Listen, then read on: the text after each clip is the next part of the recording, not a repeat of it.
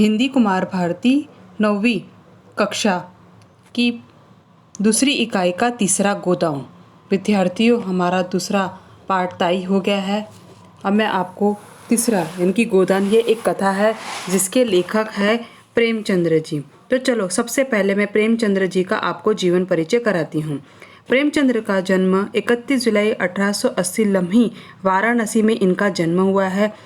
उनकी मृत्यु 8 अक्टूबर 1936 में हुई है। परिचय, इनका परिचय है, ये उपन्यास सम्राट, कलम के सिपाही। प्रेमचंद्र जी का मूल नाम है धनपत राय था। आप 13 वर्ष की उम्र में साहित्यकार की पंक्ति में खड़े थे। आप आधुनिक हिंदी कहानी के पितामह माने जाते हैं। आपकी अधिकतर कहानियों में किसानों, मजदूरों, स्त्रियों आदि की समस्याओं या गंभीरता से चित्रित हुई है। आपने हिंदी कहानी और उपन्यास की ऐसी परंपराएं विकसित की है जिससे पूरी सदी के साहित्य का मार्गदर्शन किया है।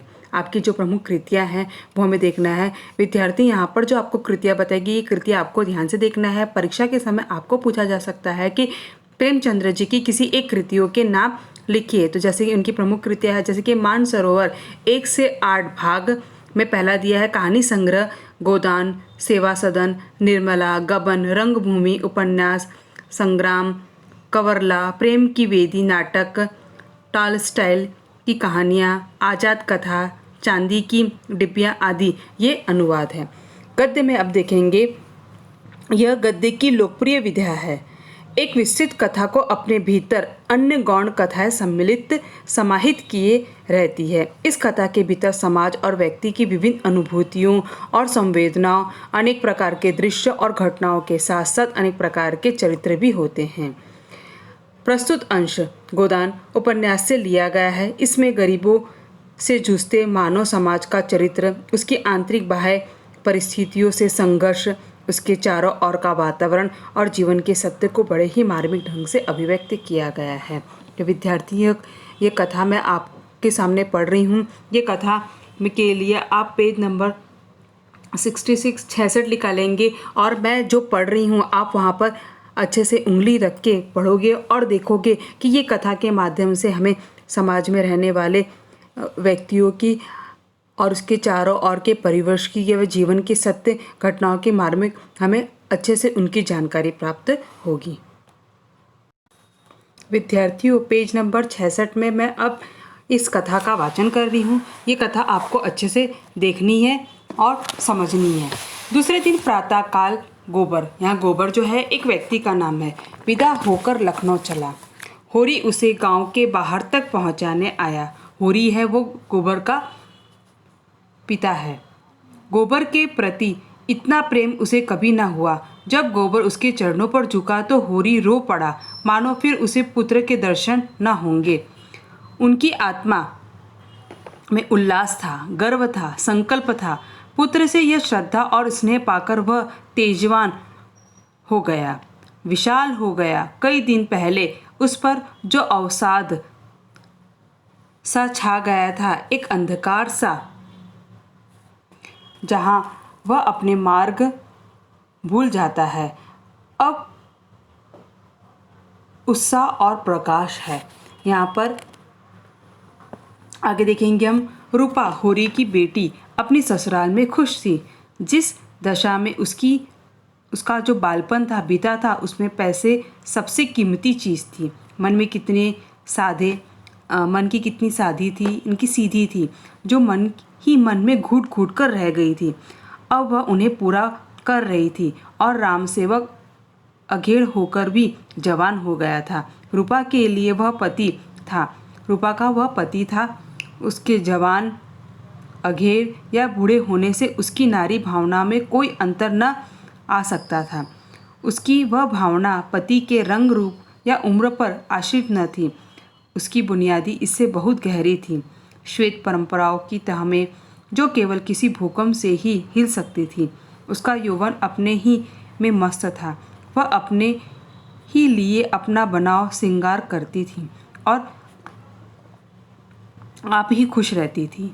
राम सेवक के लिए उसका दूसरा रूप था। तब वह गृहिणी बन जाती थी, घर में कामकाज में लगी हुई किसी तरह की अपूर्णता का भाव उनके मन में न आता था। अनाज से भरे हुए बखार और गांव के सिवान तक फैले हुए खेत और द्वार पर ढोरों की कतारें और किसी प्रकार की अपूर्णता को उसके अंदर आने ही न देती थी। यहाँ पर जो साथ बताया गया, साथ का अर्थ है अभिलाषा या लालसा, घुट घुट कर रहना, यानी कि साथ पूरी न करना, यानी कि जो अपनी इच्छा ना पूरी करते उसे हम कहेंगे घुट घुट कर रहना। अगर यानी कि ढलती अवस्था का युवा अवस्था पार किया हुआ, तह यानी परत, अपूर्णता यानी कमी, बखार यानी अन्न रखने का स्थान, और शिवान यानी सहहद या सीमा, ढोर यानी पशु। आगे का हम यहाँ पर देखेंगे। उसकी सबसे बड़ी अभिलाषा थी अपने घर वालों की खुशी देखना, उसकी गरीबी कैसे दूर करे। उस गाय की याद अभी तक उसके दिल में हरी थी जो मेहमान की तरह आई थी और सबको रोता छोड़कर चली गई थी। वह स्मृति इतने दिनों के बाद अब भी और भी मृदु हो गई थी। अभी उसका निश्चित इन नए घर में न जम पाया था। वही पुराना घर उसका अपना था, वहीं के लोग अपने आत्मीय थे, उन्हीं का दुख उनका दुख था और उन्हीं का उसका सुख था। इस द्वार पर ढोरों को एक रेवट देखकर उसे वह हर्ष न हो सका था जो अपने द्वार पर एक गाय देखकर होता था। आगे देखेंगे हम। उसके दादा की यह लालसा कभी पूरी न हुई। जिस दिन वह गाय आई थी उन्हें इतनी समय ही न हुई कि कोई दूसरी गाय लाते, पर वह जानती थी वह लालसा होरी के मन में उतनी ही सजग है। अब की यह जाएगी तो साथ घोरी गाय जरूर लेती आएगी नहीं। और दूसरे दिन वह एक अहिर के माफत रूपा ने गाय भेज दिया। अहिर ने कहा, दादा ने कह देना, यानी दादा से कह देना मंगल के दूध पीने के लिए भेजी गई है। होरी भी गाय लेने की फिक्र में था। अभी उसे गाय की कोई जल्दी न थी, मगर मंगल यही है और बिना दूध के कैसे रह सकता है। रुपए मिलते ही वह उसे सबसे पहले गाय लेगा। मंगल अब केवल उसका पोता नहीं था, केवल गोबर का बेटा नहीं है, मालती देवी का खिलौना भी है। उसका लालन पालन उसी तरह होना चाहिए। मगर रुपए कहाँ से आए?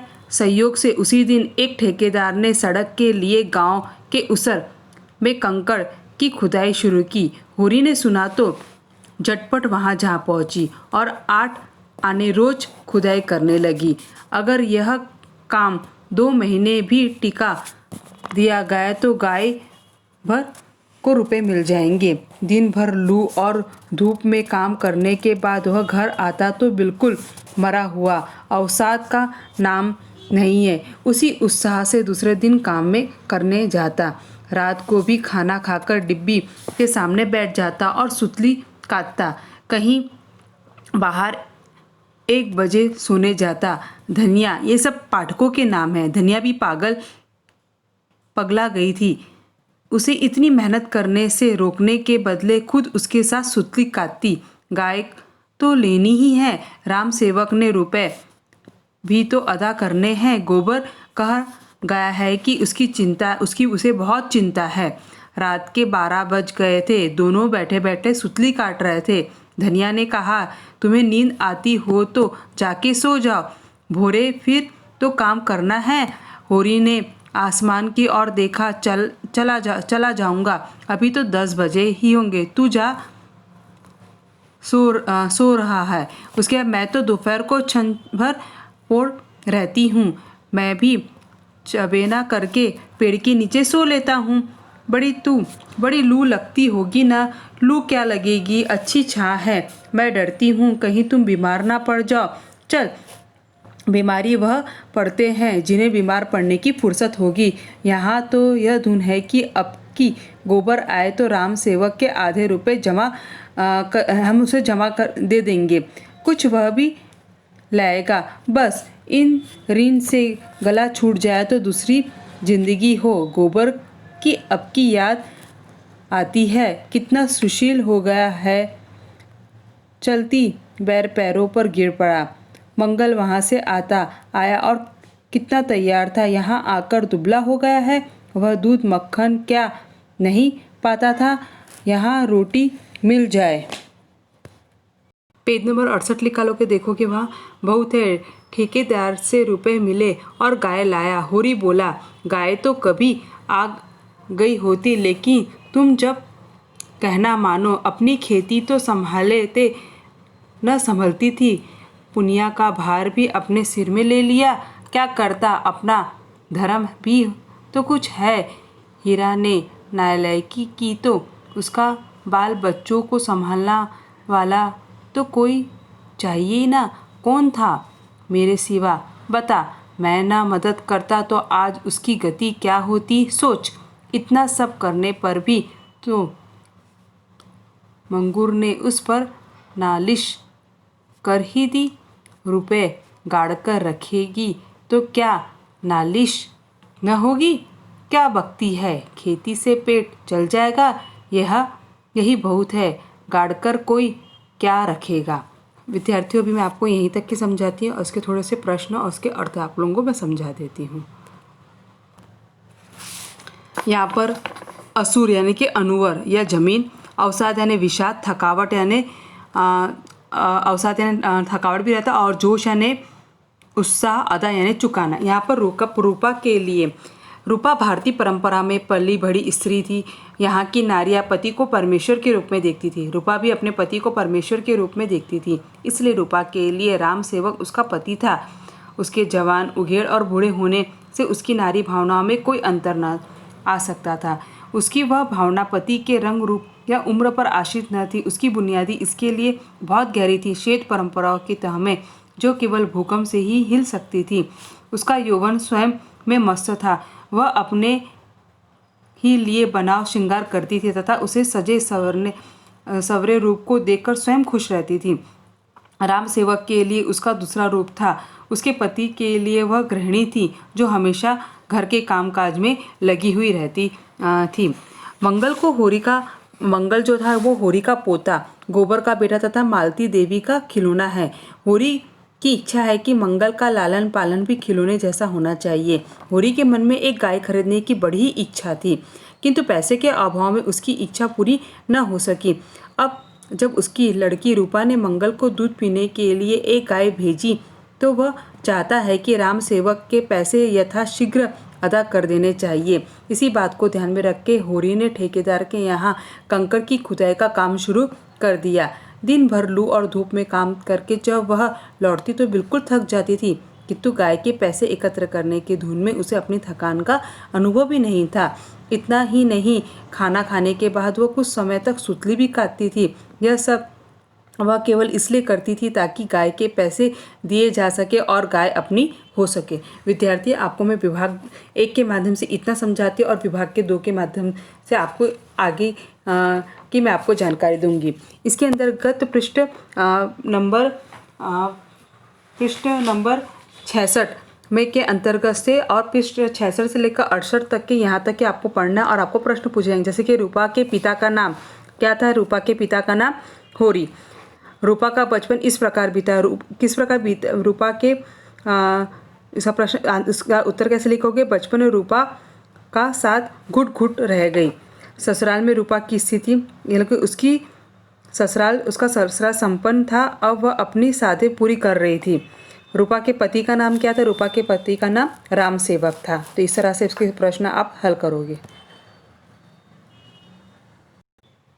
विद्यार्थी, ये प्रश्न यहाँ पर दिए गए हैं, ये पूरे प्रश्न दिए गए। ये प्रश्न आप लोगों को पढ़ना, उसके उत्तर आपको हल करना है। उसी तरह यहाँ पर नीचे दिया है कारण लिखिए। कारण लिखिए में यहाँ पर पहला प्रश्न दिया गया है, रूपा का पति राम सेवक जवान हो गया था। तो इसका उत्तर क्या लिखा। रूपा का पति राम सेवक अधेड़ उम्र का था।